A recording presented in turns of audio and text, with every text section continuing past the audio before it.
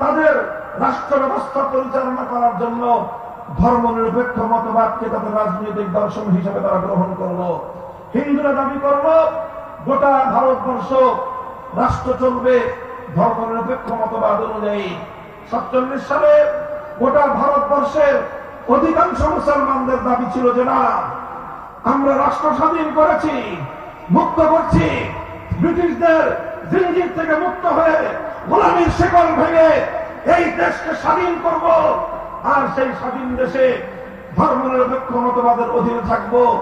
এজন্য সৈয়দ আহমদ রহমতুল্লাহ আলাইহি শাহাদাত বরণ করেন নাই, এজন্য সামনে রণাঙ্গনে হাফেজ জামান বুকের রক্ত দেন নাই, এজন্য আলেম সমাজ ফাঁসি কাস্তে ঝুলেন নাই। ধর্মনিরপেক্ষ রাষ্ট্র করবার জন্য নেসার আলী তিতুমিররা বসের কিল্লা করেন নাই, শরীয়তুল্লাহরা ফরায়েজি আন্দোলন ধর্মনিরপেক্ষ রাষ্ট্র করবার জন্য করেন নাই।